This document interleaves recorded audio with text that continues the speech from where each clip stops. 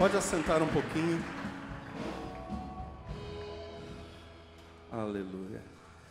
Novamente nós meditamos em trechos da vida de um grande profeta bíblico. Antes de falar dele, hoje, pena, o Aquidauanense não passou. Ainda não pegou o título de campeão estadual. Mas a gente está na torcida. Isso tem a ver com a mensagem. A gente está na torcida. O que Deus está fazendo na atmosfera espiritual da cidade. E isso afete os esportes. Afetando os esportes, afete também ainda mais a economia da cidade. Que a Aquidauana seja extremamente próspera e bendita em todos os aspectos. Ontem, falando a alguns jogadores, eu e Marcos Vinícius estávamos lá com eles num culto, um culto no quarto, no hotel. O Senhor nos levou ao texto da despedida de Paulo, a última carta que consta na Bíblia de autoria do apóstolo Paulo, que é 2 Timóteo, quando ele escreve a Timóteo, seu filho querido, ministerialmente falando. Timóteo era filho de Paulo. Paulo escreve as palavras que estão lá em 2 Timóteo 4, a partir do verso 6. Eu já estou sendo derramado como uma oferta de bebida. Está próximo o tempo da minha partida. Combati o bom combate, terminei a corrida, guardei a fé. Agora me está reservada a coroa da justiça que o Senhor, justo juiz, me dará naquele dia, e não somente a mim, mas também a todos os que amam a sua vinda. O detalhe é que Paulo, ao utilizar como exemplo de vitória na fé, um corredor que conclui a corrida, que passa a linha de chegada, ele atribui à prática esportiva uma utilidade especial, e uma utilidade, dentre todas as demais utilidades, por exemplo, no que se refere à saúde, uma utilidade insuperável. Há uma utilidade especial e insuperável na prática esportiva. No dizer de Paulo, ou na sutil percepção de Paulo, a prática esportiva vai servir para inspirar a persistência, inspirar a perseverança na jornada com Deus. Um texto por demais conhecido para nós, mas Paulo consegue enxergar algo. Ele vê uma mensagem de Deus gravada nos esportes. Deus fala, só é preciso ter ouvidos para ouvir. Paulo escreve nesse texto de 2 Timóteo, capítulo 4, sobre a proximidade da sua morte. Ele, Paulo, daqui a pouco será martirizado por Nero. O Espírito Santo está contando isso para ele, ele sabe que será morto. E, de fato, diz a história da igreja, Paulo será decapitado por ordem de Nero. Paulo escreve sobre a proximidade da sua morte e, falando disso, ele tem em mente a figura de um corredor na arena romana. Um corredor na arena deveria, a partir daí, a partir desse escrito de Paulo a Timóteo, deveria estar na mente de todo cristão, inspirando o cristão a correr a corrida da fé e a passar a linha de chegada. Ao contemplarmos então alguém pedalando na rodovia, alguém malhando pesado, no pain, no gain, nós vamos receber uma lição de Deus para nós. Persevere na busca do Senhor. Persista. Como Paulo percebeu. Isso concorda, por incrível que pareça, com outra fala de Paulo, que poderia justamente ser entendida como o reverso da moeda. A fala é a seguinte, de novo Paulo a Timóteo, só que na primeira carta, capítulo 4, versos 7 e 8. Rejeite, diz Paulo a Timóteo, rejeite, porém, as fábulas profanas e tolas, e exercite-se na piedade. O exercício físico é de pouco proveito. A piedade, porém, para tudo é proveitosa, porque tem promessa da vida presente e da futura. Unindo os dois textos, o que nós temos é o seguinte: a não ser que sirva de inspiração na disciplina com Deus, a não ser que também sirva para isso, além de manter alguém com saúde, de manter alguém com a mente leve e todos os demais benefícios da prática esportiva, a não ser que também sirva de inspiração na disciplina com Deus, o exercício físico em si mesmo, nem, no dizer de Paulo, nem confere nobreza ao caráter, ao ser humano como ser humano, nem garante a esse ser a salvação. Só a piedade, só andar em obediência a Deus é fonte de retidão de caráter, de êxito e de salvação. Mas se o exercício físico servir de inspiração à vida piedosa, então nós estamos unindo os dois textos, ele será muito proveitoso. De posse dessa verdade, eu quero me inspirar então no, aspas, atletismo de um profeta.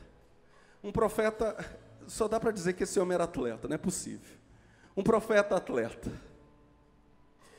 E olhando para esse profeta atleta, que nós sejamos juntamente aqui, motivados à prática da vida piedosa.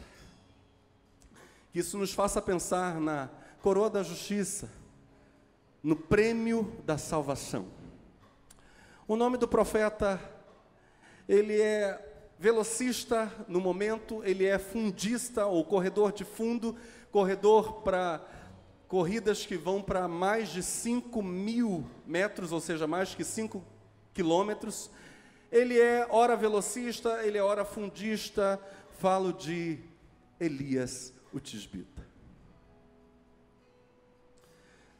Nosso primeiro texto é 1 Reis, capítulo 18, verso 44. Então Elias disse: vá dizer a Acabe, prepare seu carro e desça, antes que a chuva o impeça. Enquanto isso, nuvens escuras apareceram no céu, começou a ventar e a chover forte, e Acabe partiu de carro para Jezreel. Carro aqui não tem nada a ver com veículo motorizado. É carruagem para uma pessoa com cavalos. Voltando então, enquanto isso, nuvens escuras apareceram no céu, começou a ventar e a chover forte, e Acabe partiu de carro para Jezreel. O poder do Senhor veio sobre Elias, e ele, prendendo a capa com um cinto, correu à frente de Acabe, agora diga comigo, por todo o caminho. O texto diz que Elias correu à frente de Acabe por todo o caminho até Jezreel. Vamos nos contextualizar. Nós estamos aqui no texto imediatamente após o desafio do Monte Carmelo, tão famoso na história de Elias. Elias ora para que não chova sobre a terra, e não chove por 3 anos e meio. Agora, Elias ora novamente, ele venceu o desafio do Monte Carmelo, profetas foram eliminados, falsos profetas, ele ora novamente, e pede a Deus que mande chuva, que abra os céus depois de 3 anos e meio de seca. Ele manda um aviso para o rei Acabe, rei do reino do norte de Israel, e diz: olha, sai daqui do Carmelo depressa para um lugar seguro, porque a som, nada se estava ouvindo e nada se estava vendo tão volumoso assim, mas Elias está falando como profeta que é, a som de grande chuva. O texto diz que Acabe sobe no seu carro e dispara para Jezreel. Apesar, só um detalhe histórico aqui, um detalhe técnico, apesar de a capital do reino do norte ser Samaria, Acabe tinha um palácio, isso fica dito, por exemplo, lá no incidente da vinha de Nabote. Acabe tinha um palácio em Jezreel, uma espécie de casa de verão. Acabe vai no seu carro, Elias vai correndo, mas Elias em todo o tempo está à frente ou atrás de Acabe? À frente. Em todo o percurso, sabe qual o tamanho do percurso? Em que Elias correu mais rápido que um cavalo, ou 2, 25 quilômetros. Do Carmelo a Jezreel, Elias está tomado por Deus. Isso é uma cena miraculosa. Já tinha acabado de acontecer um milagre quando caiu fogo do céu sobre o holocausto. O povo tinha dito: só o Senhor milagre, coisa extraordinária. Mas Elias está tomado por Deus. Tomado. O texto diz que ele corre mais depressa que Acabe no seu carro por 25 quilômetros por um motivo. Porque o Espírito de Deus veio sobre ele.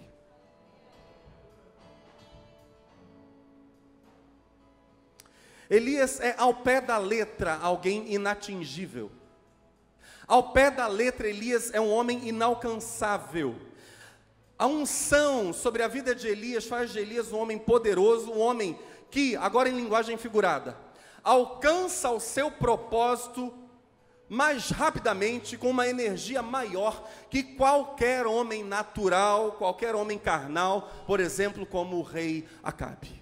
Um homem ungido é muito mais eficaz que um homem bem aparelhado. É isso que a Bíblia está dizendo para nós. Essa é uma parábola que vai ficar gravada na mente de Elias e na mente de Acabe pelos 25 quilômetros. O homem ungido tem mais energia. O homem ungido, como disse Davi, passa pelo meio de um esquadrão, salta a muralha de uma cidade. Elias é o inatingível. Quando chega a Jezreel, olha só, vão os dois. Quem está na frente? Elias, 25 quilômetros. Acabe deve ter olhado para aquela cena, dizendo, que loucura é essa? Em linguagem de hoje a gente diria isso. Que negócio é esse? Eu acho que ele ficou querendo entender. Elias está lá. Chegam ambos a Jezreel. Acabe vai conversar com sua mulher, sua esposa, conta para ela tudo o que tinha acontecido lá no alto do Monte Carmelo, conta para ela que Elias mandou eliminar depois que desceu o fogo do céu. Então ele fez um desafio, o Deus que respondesse por fogo, esse era verdadeiramente Deus. Claro que os profetas de Baal e de Azera, que estavam naquele desafio, não tiveram resposta nenhuma, porque Baal não é Deus, tampouco Azera. Depois que Elias ora, constrói o altar, clama ao Senhor, cai fogo, lambe tudo que está ali, inclusive a água sobre o altar. O povo adora a Deus. Elias faz uma coisa, ele manda matar, ele manda eliminar de Israel 450 profetas de Baal e 400 profetas, talvez até profetisas também no grupo do Deus ou da deusa Azera, a esposa de Baal. O problema, então Acabe chega a Jezreel e conta para a esposa isso que Elias tinha feito. O problema é o seguinte: todos aqueles 850 profetas no total eram justamente financiados, eles eram mantidos pela rainha Jezabel. O texto bíblico diz que era ela quem os mantinha, quem os financiava. Os 850 eram os gurus de Jezabel. Era a esses falsos profetas que ela consultava para que eles apelassem aos seus deuses, dando bênçãos. Ao saber da eliminação dos gurus, a Jezabel manda um mensageiro encontrar Elias. O mensageiro encontra Elias lá em Jezreel e ela manda uma promessa para Elias. A mensagem é uma promessa. Olha a promessa de Jezabel: que os deuses me castiguem com todo rigor, se amanhã, nesta hora, eu não fizer com você, Elias, o que você fez com os meus profetas. Que os deuses me castiguem se eu não te matar, até amanhã. Essa era a promessa da rainha Jezabel para o profeta Elias. Aí sabe o que acontece? Elias sai de Jezreel, a Bíblia diz, ele vai para Berseba para fazer uma coisa. A fala do texto é extremamente sutil. Para fazer uma coisa, Elias quer pôr a salvo seu moço. Muito provavelmente não era Eliseu nesse momento da história ainda. Eliseu só vai se tornar moço de Elias no final do capítulo. Há a possibilidade de esse moço ser mesmo o filho da viúva de Sarepta. a quem Elias, clamando a Deus, pedindo um milagre, porque o menino tinha morrido, Elias ora sobre ele e ele ressuscita. Muitos estudiosos creem que desde então o moço passa a seguir Elias. Elias vai para Berseba, de Jizreel até Berseba, só que Jizreel para Berseba, para salvar uma pessoa, é uma distância de apenas 160 quilômetros. Hoje as distâncias importam para nós, e muito. 160 quilômetros para manter alguém a salvo, longe da maldade de Jezabel, porque, claro, se a fúria era sobre o profeta e sobre quem estava diretamente ligado a ele. Se for mesmo esse rapaz, filho da viúva de Sarepta, a quem Elias em oração, no poder do Espírito Santo, fez voltar à vida, orou e o menino ressuscitou, se for mesmo esse rapaz, o servo de Elias, a Bíblia estará dizendo para nós de um homem que se responsabiliza por aquilo que ele vivificou. O mesmo Elias que luta para que o menino volte à vida, se for esse menino mesmo servo dele, o mesmo Elias que luta para que o menino volte à vida, luta para que o menino não seja morto. Isso tem um sentido espiritual profundo para nós. Homens de Deus, mulheres de Deus, são pessoas que lutam para que outros venham à vida, e lutam para que nunca mais retornem à morte. Isso é Elias. Fato é, o texto diz, que depois de percorrer 160 quilômetros, indo de Jizreel até Berseba, ele mesmo, diga comigo, ele mesmo. Então agora estamos falando de Elias propriamente. Então ele já deixa o moço a salvo em Berseba, aí o texto diz, ele mesmo, porém, se foi ao deserto.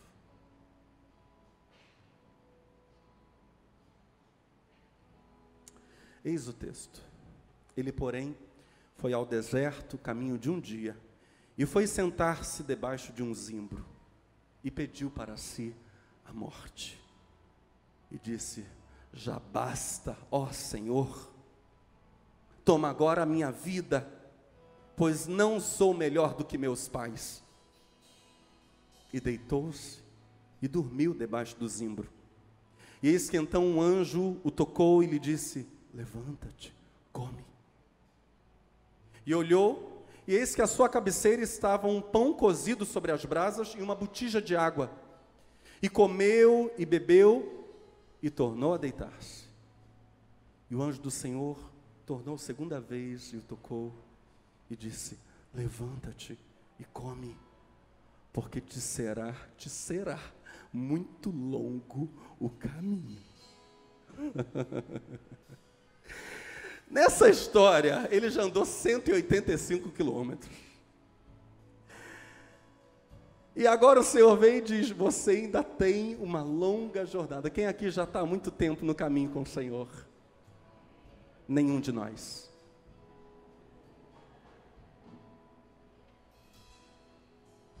Nenhum de nós. Não existe o estar há muito tempo no caminho.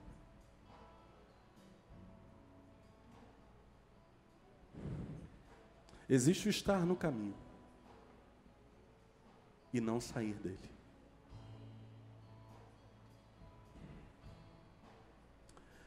O anjo do Senhor tornou segunda vez e o tocou e disse, levanta-te e come. Eu gostaria que você, com carinho, com amor, repetisse essa fala para quem está aí perto de você, se possível.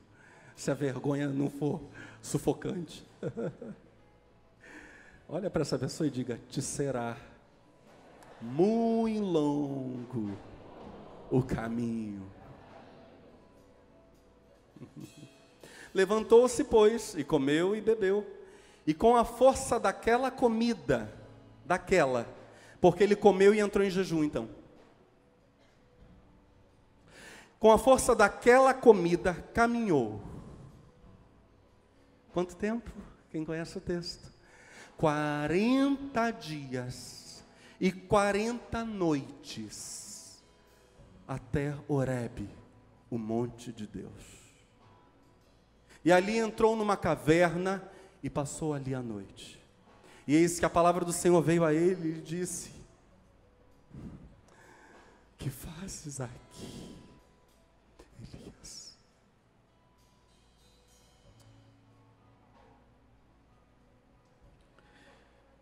Elias está numa das maiores crises da sua vida.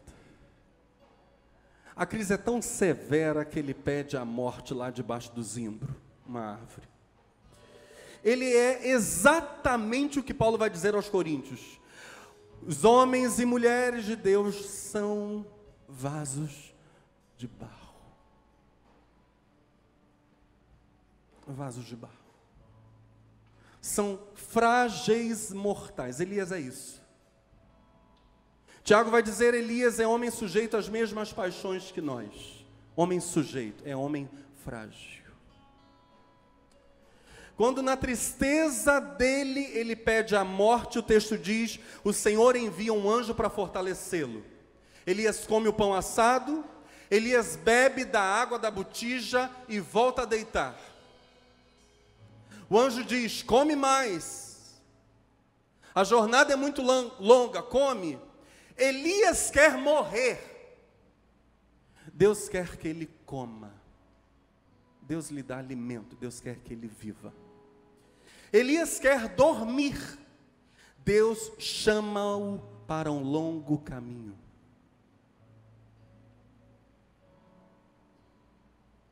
E o texto pressupõe que Elias sabia onde ele devia ir.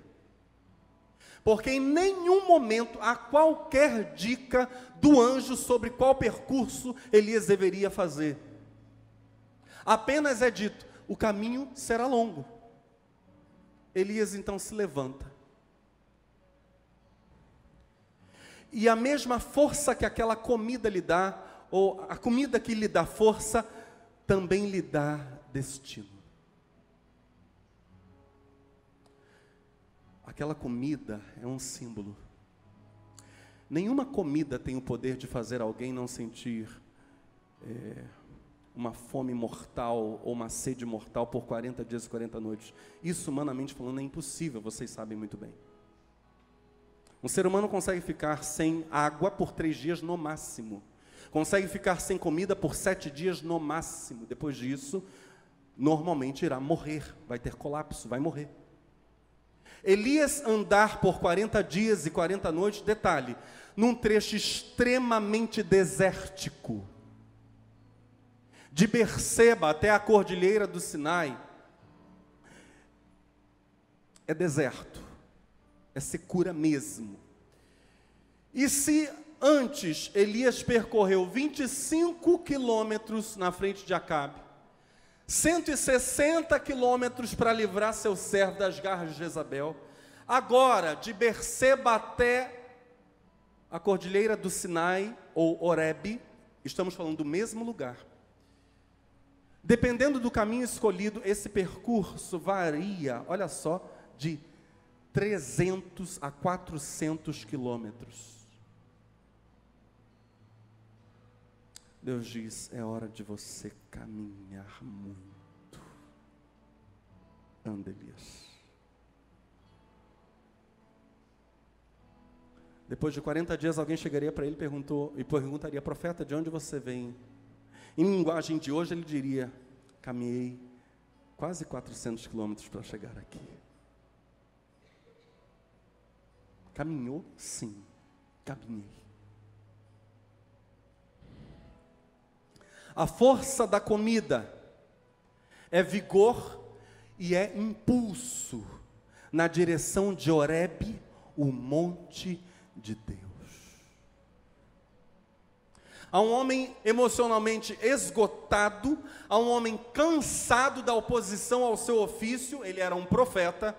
O chamado de Deus é: vá para Horebe. Você vai entender isso. Vá para Horebe. O Espírito Santo está gritando isso na alma de Elias. E Elias vai, dia após dia, 40 dias e 40 noites a pé firme. Horebe. A óbvia pergunta que nós temos que fazer é: o que tem lá? O que tem em Horebe? Que lugar é esse? Que negócio é esse? Elias é um profeta, no Carmelo a glória de Deus desceu, fogo do céu. Horebe, que é isso? Elias conhecia a história de Israel, como todo bom judeu conhece até hoje, e disso se orgulha. Elias sabia, como todo bom judeu sabia, como todo israelita sabia, é óbvio que ele sabia que foi lá em Horebe que Deus, por pelo menos 3 vezes, de uma forma extraordinária, se revelou a Moisés.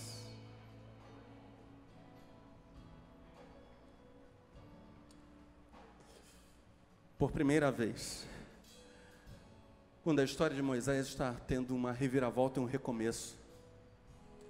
O grande recomeço da vida de Moisés é em Horebe. Preste muita atenção nisso. Quando Moisés vê a sarça ardente e recebe de novo, o chamado para libertar o povo do Egito. De novo, pastor? É. Êxodo capítulo 3, verso 1 diz: e apacentava Moisés o rebanho de Jetro, seu sogro, sacerdote em Midian, e levou o rebanho atrás do deserto e chegou ao monte de Deus, a Horebe. E apareceu-lhe o anjo do Senhor em uma chama de fogo do meio de uma sarça, e olhou, e eis que a sarça ardia no fogo, e a sarça não se consumia. A presença de Deus aparece como um fogo que não destrói sem motivo. É por causa disso mesmo que aparece ali então como um fogo e sai da sarça uma voz libertadora. É a maravilha de um Deus que é luz e calor, sem ser, como diz o seu Shed, sem ser destruição. Em Horebe, Moisés, o mesmo Moisés que uma vez tentou livrar seu povo, mas não foi aceito. Lá em Horebe, Moisés foi reconduzido à sua missão. É um lugar de renovação. A sarça não é o primeiro chamado de Moisés. Não foi diante da sarça que Moisés soube qual era a sua missão. Isso ele sabia desde quando era príncipe no Egito. Diante da sarça, Moisés foi finalmente vencido por Deus. E ali, vencido por Deus, Moisés se tornou invencível. Essa é a ideia que Estevão, no discurso que antecede o seu apedrejamento e martírio, é essa a ideia que Estevão revela em Atos 7, versos 23 a 30. Preste atenção no texto.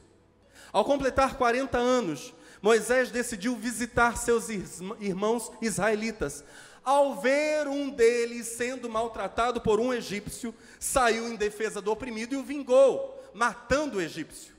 Ele pensava que seus irmãos compreenderiam que Deus o estava usando para salvá-los, mas eles não o compreenderam. No Egito, Moisés descobre que ele é nascido para ser um libertador. Deus falou com ele, talvez usando sua mãe Joquebede, talvez usando seu pai Anrão. Ele sabia. Estamos juntos? Sabia. Estevão tem isso claro na mente. Moisés era libertador. Eles não compreenderam. No dia seguinte, Moisés dirigiu-se a 2 israelitas que estavam brigando e tentou reconciliá-los, dizendo: homens, vocês são irmãos, por que ferem um ao outro? Mas o homem que maltratava o outro empurrou Moisés e disse: quem o nomeou líder e juiz sobre nós? Quer matar-me como matou o egípcio ontem? Ouvindo isso, Moisés fugiu para Midian, onde ficou morando como estrangeiro, e teve 2 filhos. Passados 40 anos, apareceu a Moisés um anjo nas labaredas de uma sarça em chamas no deserto, perto do monte Sinai. 40 anos depois, Deus chega a ele e diz: você tem um chamado. Liberta o meu povo. Termina aquilo que você começou.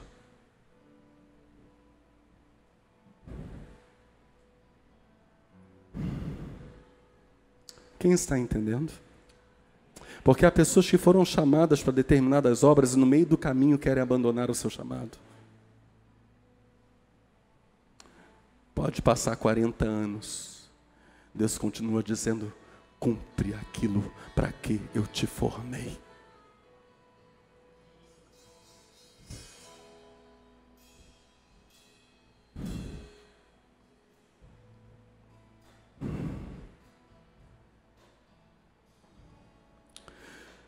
Elias conhecia a história de Moisés.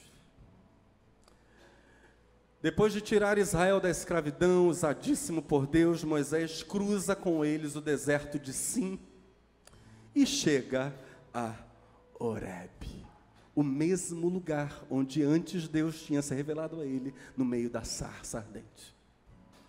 Moisés agora está de volta a Horebe, mas ele está com um problema. Eu disse a vocês que aquela região era uma região muito povoada, de muitas vegetações, é isso? Não. Era uma região desértica, mas não apenas no sentido de não ter pessoas, era mesmo terra seca. Moisés está ali, não há água, o povo exige que Moisés providencie água, o povo fala tão maldosamente, com tanta raiva com Moisés, o trato é tão duro, que Moisés pensa, e ele diz isso para Deus, Senhor, ele clama a Deus pedindo socorro e diz: Senhor, esse povo vai me apedrejar, vão me matar. Moisés pensou que seria morto pelo povo. Será que isso tem alguma semelhança com Elias e Jezabel? Em meio àquela crise, Moisés recebe uma ordem de Deus: fira a rocha diante dos anciãos de Israel. Eu quero que você afirme, para minha glória, Deus diz, afirme a liderança que eu te dei, o chamado que eu te dei, diante dos líderes do povo. E aí, com a mesma vara que antes Moisés tinha ferido lá o Nilo no Egito, e as águas tinham se tornado em sangue, com o mesmo bastão, com a mesma vara, diz a Bíblia, Moisés fere a rocha em Horebe. E se lá no Egito o toque da vara de Moisés trouxe morte, aqui traz vida. Brota a água da rocha. Água cristalina brota ali diante de Israel, digo. Em Horebe, Moisés é capacitado por Deus a dar vida para o povo no deserto. É o Deus de Elias, é o Deus de Moisés, é o nosso Deus. Homens e mulheres capacitados por Deus a darem vida às pessoas no meio do deserto. A unção é assim. E é por isso mesmo que Jesus diz: aquele que crê em mim, do seu interior fluirão rios de água vida, porque o mundo é um grande deserto. Não há água, há secura. Deus não está por aí revelado, já preguei isso aqui na Pedra Fundamental. Deus não está por aí manifesto, não está.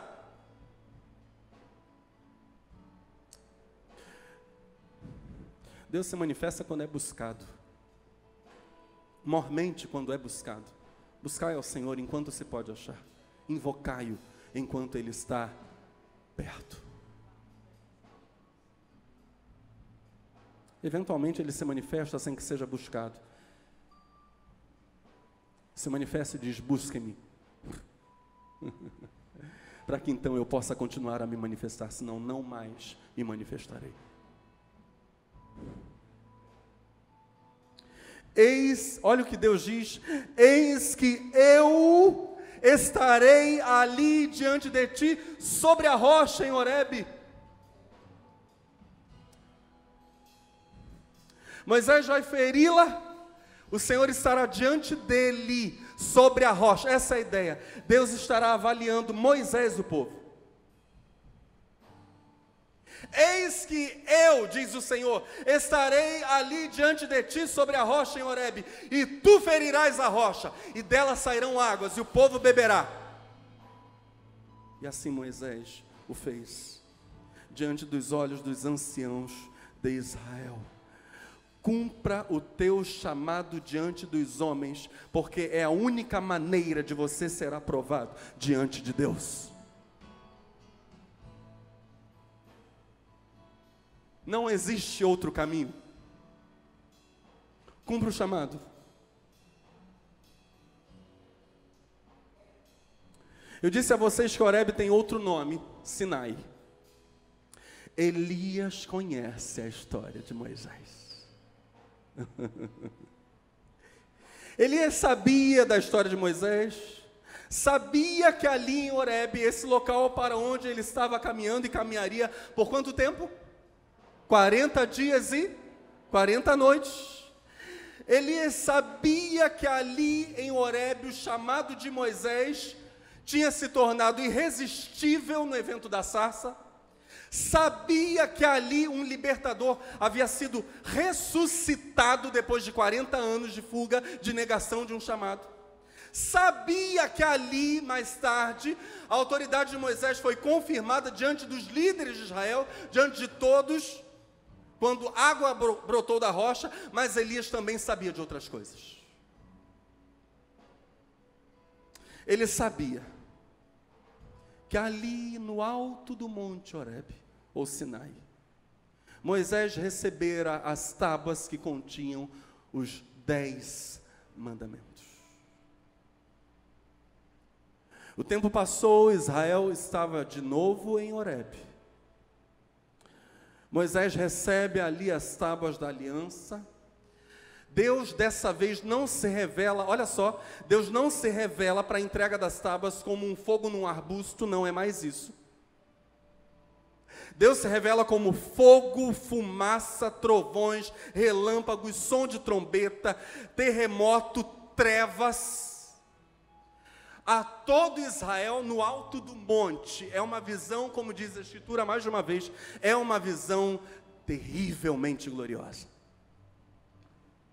Deus gera ali temor no povo de Israel, mas é ali que Deus revela a sua palavra. Êxodo capítulo 20 vai dizer algo muito interessante sobre a reação de Moisés para receber essa palavra, e Elias conhecia essa história. Vendo-se o povo diante dos trovões e dos relâmpagos e do som da trombeta e do monte fumegando, todos tremeram assustados, ficaram à distância e disseram a Moisés: fala tu mesmo conosco e ouviremos, mas que Deus não fale conosco, para que não morramos. Moisés disse ao povo: não tenham medo, Deus veio prová-los, para que o temor de Deus esteja em vocês e os livre de pecar. Mas o povo permaneceu à distância, ao passo que Moisés aproximou-se da nuvem escura em que Deus se encontrava.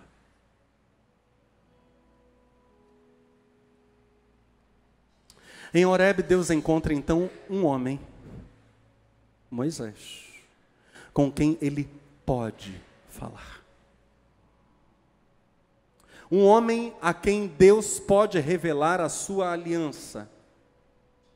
Mesmo que esse homem, com profundo temor, tenha que entrar ou se aproximar de uma nuvem escura. Eu gostaria de fazer uma pergunta ao auditório. O nosso Deus, Criador dos céus e da terra, o Deus de Elias e o Deus de Moisés, pode ser esse mesmo Deus que, mesmo em meio à tempestade da vida, aos trovões e à escuridão, encontra filhos e filhas com os quais ele pode falar.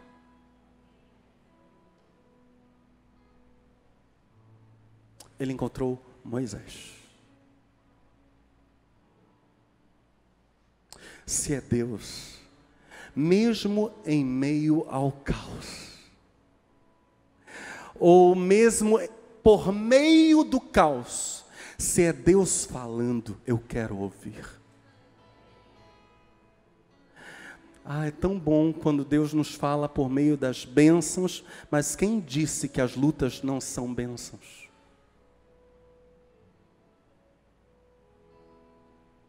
Elas também o são frequentemente.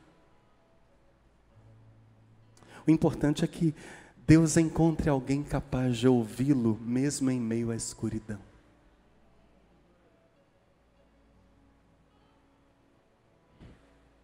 Em Horebe, há algo mais que Elias sabia. Preste atenção. Para entregar os 10 mandamentos e várias outras leis, Deus desce sobre o monte Horebe, envolto em trevas, em nuvens de escuridão. Mas também é verdade que passa-se o tempo. Israel fica vários dias acampado ali no pé do monte, ou na cordilheira do Sinai, digamos assim. E acontece um diálogo entre Deus e Moisés. Moisés desce do monte, olha só, com as tábuas e com várias leis. Encontra um povo mergulhado no paganismo, adorando um bezerro que eles mesmos tinham fabricado. Moisés, enfurecido com aquilo, quebra as tábuas, nós conhecemos a história. Ele volta para o monte. Ele está indignado, mas não só ele está indignado com o paganismo do povo, Deus está indignado. E por causa disso o Senhor dá uma ordem para Moisés. Veja só, ordenou o Senhor a Moisés, estou lendo Êxodo 33, saia deste lugar com o povo que você tirou do Egito. Deus está tão descontente que chama aquele povo de Moisés, não povo dele. Saia deste lugar com o povo que você tirou do Egito, e vá para a terra que prometi com juramento a Abraão, a Isaque e a Jacó, dizendo, eu a darei a seus descendentes. Mandarei à sua frente um anjo, e expulsarei os cananeus, os amorreus, os hititas, os ferezeus, os heveus e os jebuseus. Vão para a terra onde manam leite e mel, mas eu não irei com vocês, pois vocês são um povo obstinado, um povo endurecido no pecado, povo teimoso. Pode ouvir 1 milhão de vezes a palavra de Deus e não muda. Eu não vou com vocês, pois são um povo obstinado, e eu poderia destruí-los no caminho. Essa promessa de Deus para Moisés é terrível, é triste. Deus diz, pessoalmente eu não vou acompanhar vocês, não vou. Mas, amados, até nessa fala, talvez Deus estava testando Moisés. Em Horebe, em último lugar, acontece algo sem precedentes. É o dia em que Deus cede completamente ao mais ousado pedido de um homem. Não há, antes desse dia, que vamos ler aqui, não há um pedido tão ousado.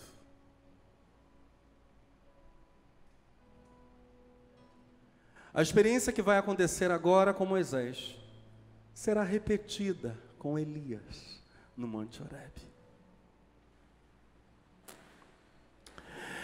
Estamos juntos?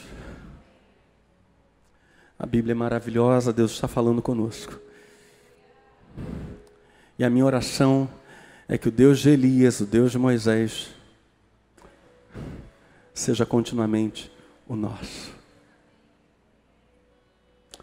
Disse Moisés ao Senhor: Tu me ordenaste, conduza este povo, mas não me permite saber quem enviarás comigo. Se o Senhor disse que o Senhor pessoalmente não vai, então quem vai? Disseste, Moisés dizendo para o Senhor: eu o conheço pelo nome, de você tenho me agradado. Moisés está falando dele mesmo. Então, Senhor, o Senhor disse que eu sou o teu conhecido, eu sou o teu amigo, o Senhor se agrada de mim. Se me vês com agrado, revela-me os teus propósitos, para que eu te conheça e continue sendo aceito por ti. E quanta ousadia! Lembra-te que esta nação é o teu povo. Isso é um intercessor. Se o Senhor está frustrado com esse povo, com todos os motivos, ó Deus, tem misericórdia, eles ainda são os descendentes de Abraão, Isaque e Jacó. Respondeu o Senhor: eu mesmo acompanharei e lhe darei descanso. Moisés insiste, Moisés quer provas inequívocas. Meus irmãos, esse para mim é um dos diálogos mais perturbadores da Bíblia, porque realmente não apenas Deus se revela a Moisés como quem fala com o seu amigo, mas Moisés trata Deus como seu amigo. A coisa é bilateral. Deus diz: eu vou. Aí Moisés diz: veja só, se não fores conosco, não nos envies. Como se saberá que eu e o teu povo podemos contar com o teu favor, se não nos acompanhares? Que mais poderá distinguir a mim e a teu povo de todos os demais povos da face da terra? O Senhor disse a Moisés: farei o que me pede. E o farei o que me pede é tornar o povo distinto. A intercessão de um homem está sendo recebida por Deus. Deus faria Israel distinta entre as demais nações da terra. Farei o que me pede, porque tenho me agradado de você e o conheço pelo nome. Você, eu sei quem você é meu amigo. Com você eu falo e você fala comigo. Sim, Moisés, sim.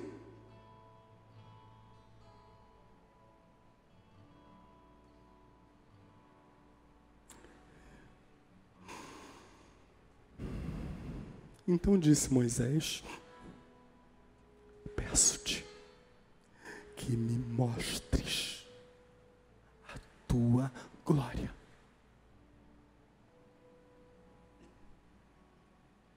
Mostra. Se eu sou teu amigo, se vais me ouvir mesmo, distinguindo Israel dos demais povos, me revela o brilho do teu rosto. Temos aqui alguém que tem o desejo de andar como amigo de Deus. Temos aqui alguém que ama a Jesus Cristo. Deus respondeu: diante de você farei passar toda a minha bondade, e diante de você proclamarei o meu nome, o Senhor.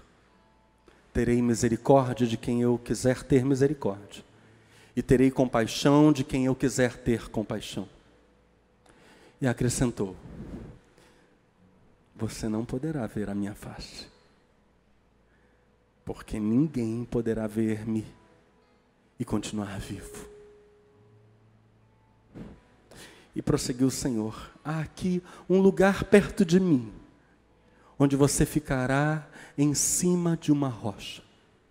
Quando a minha glória passar, eu o colocarei numa fenda da rocha e o cobrirei com a minha mão, até que eu tenha acabado de passar. Então tirarei a minha mão e você verá as minhas costas, mas a minha face ninguém poderá ver.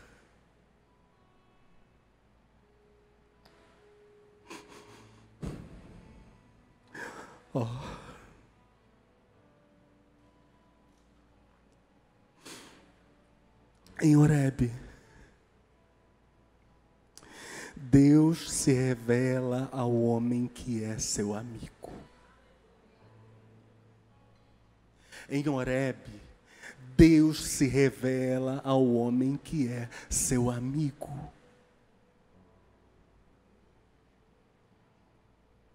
Elias caminha até Horebe com um propósito: encontrar-se com o Deus de Moisés.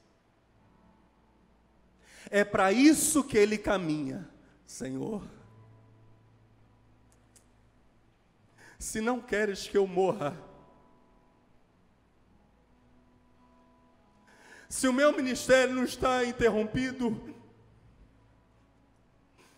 se eu não posso pedir a morte, porque não me vais dar morte, eu peço morte, me dás comida, eu deito e o Senhor me manda caminhar.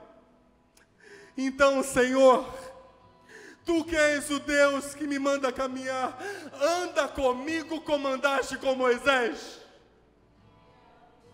Revela-te a mim. Revela-te a mim. É isso que está queimando no coração de Elias. Ah, meus irmãos, quiçá nessa noite Deus levante aqui corações apaixonados pela sua presença, que não vão se conformar com religião vazia, que não vão se conformar com um domingo a mais.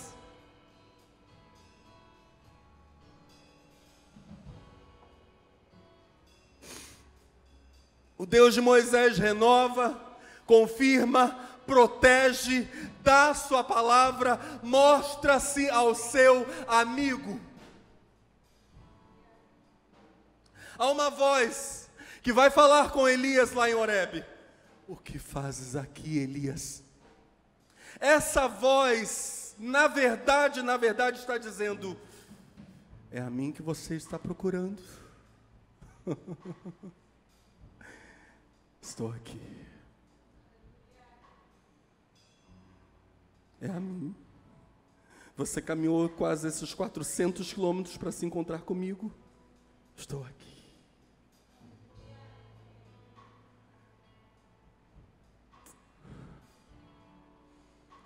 Então ele se levantou, comeu e bebeu.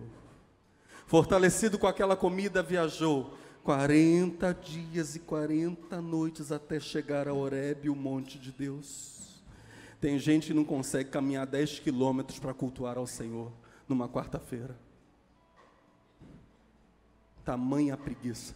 Elias caminha 40 dias e 40 noites porque ele tem fome de Deus.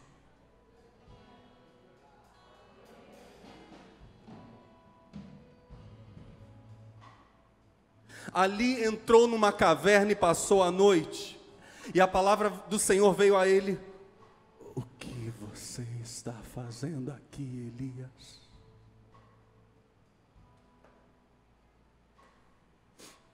Ele respondeu: tenho sido muito zeloso pelo Senhor, o Deus dos exércitos. Os israelitas rejeitaram a tua aliança, quebraram os teus altares e mataram os teus profetas à espada. Sou o único que sobrou e agora também estão procurando matar-me. O Senhor lhe disse: saia e fique no monte, na presença do Senhor, pois o Senhor vai passar. Deus de Moisés, o Senhor vai passar. Eis que surge o Deus de Moisés. Aí a Bíblia diz: então veio um vento fortíssimo. Diga comigo, um vento fortíssimo. Israel atravessou o mar, porque diz a Bíblia, por toda a noite, cortou o mar, abrindo um vento fortíssimo. É o Deus de Moisés. Então veio um vento fortíssimo que separou os montes e esmigalhou as rochas diante do Senhor, mas o Senhor não estava no vento. Depois do vento houve um terremoto. Quando Moisés vai receber as tábuas da lei no alto do Monte Horebe, diz a Bíblia, o monte inteiro tremia, se sacudia da glória de Deus sobre a montanha. Eis de novo o Deus de Moisés. Mas o Senhor não estava no terremoto. Depois do terremoto, houve um fogo. Primeira manifestação de Deus a Moisés em Horebe foi na sarça. Mas o Senhor não estava nele. E depois do fogo houve o murmúrio de uma brisa suave. Quando Elias ouviu, ele vai fazer o que Deus fez com Moisés, mas agora Elias o faz. Quando Elias ouviu, puxou a capa para cobrir o rosto, saiu e ficou à entrada da caverna, e uma voz lhe perguntou: o que você está fazendo aqui, Elias? Ele respondeu: tenho sido muito zeloso pelo Senhor, o Deus dos exércitos. Os israelitas rejeitaram a tua aliança, quebraram os teus altares e mataram os teus profetas à espada. Sou o único que sobrou, e agora também estão procurando matar-me. Diga comigo: o Senhor lhe disse. E aqui nós temos novamente um Deus que revela a sua palavra. O Deus que fala com Moisés, entrega a lei no monte, agora é o Deus que também vai dar instruções para Elias. Volte pelo caminho por onde veio e vá para o deserto de Damasco. Chegando lá, unja Azael como rei da Síria. O mesmo Deus que em Horebe usou o cajado de Moisés para ferir a rocha diante dos líderes, agora diz para Elias: você tem autoridade até sobre reis. Chegando lá, unja Azael como rei da Síria, unja também Jeú, filho de Ninsi, como rei de Israel, e unja Eliseu, filho de Safate, de Abel-Meolá, para suceder a você como profeta. Jeú matará todo aquele que escapar da espada de Azael, e Eliseu matará todo aquele que escapar da espada de Jeú. No entanto, fiz sobrar 7.000 em Israel. Deus continuará sendo o Deus de Moisés, que lá na sarça se manifesta com um chamado irresistível, e por causa disso mesmo surge então um profeta, Moisés, irresistível. Há 7.000 que não resistiram ao chamado de Deus e não se curvaram diante de Baal. Deus ainda tem o seu chamado irresistível. No meio de uma nação pagã, cujo trono está com 850 falsos profetas. Consegue imaginar isso numa corte? Consegue imaginar o nível de degradação espiritual desse país? É fácil, é só pensarmos no Palácio do Planalto, 850 feiticeiros para auxiliarem a presidência. Como será essa nação?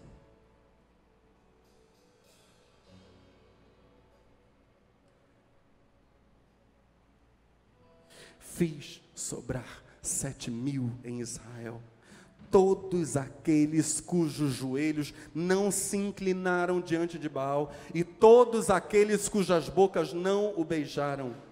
Aí a pergunta que nós precisamos fazer no final dessa mensagem, ou seja, agora é: onde está Horebe? E como se chega lá?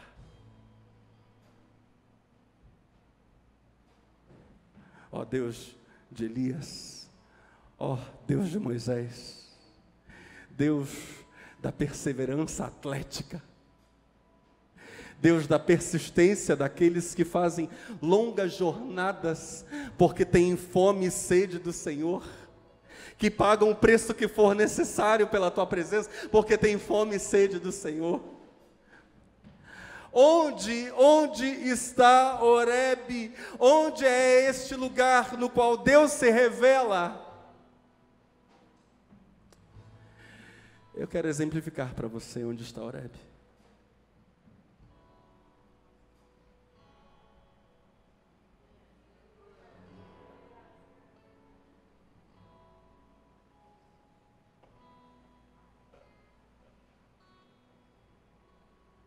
Aviva-me, Senhor. Horebe,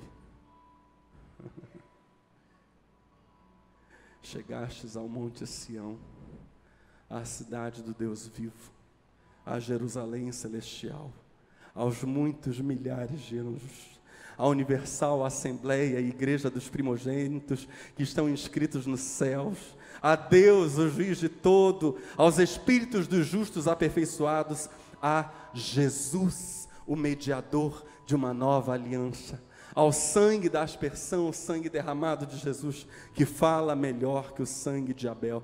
Diga comigo, Horebe é Sião.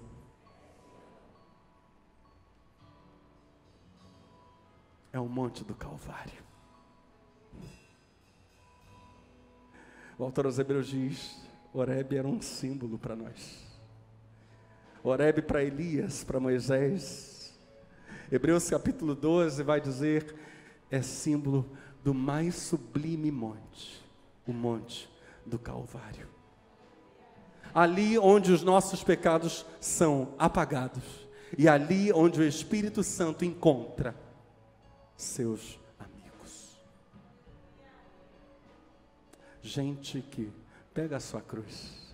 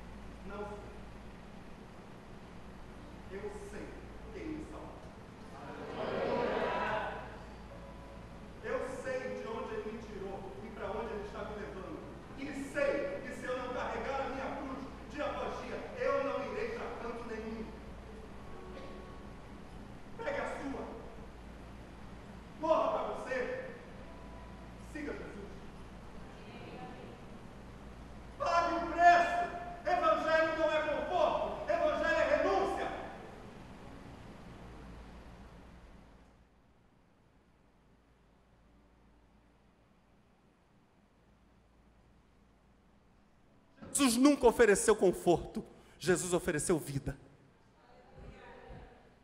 Quem quiser conforto, para esse Satanás fala, tudo isso te darei se prostrado me adorares. Jesus prefere cruz, porque quem passa pela cruz, vence até a morte.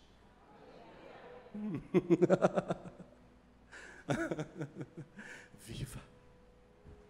Saia da morte. As igrejas estão cheias de gente morta. Sai da morte. Viva, viva, viva, viva, viva. A vida no Espírito Santo, viva. Por favor, fique de pé no seu lugar.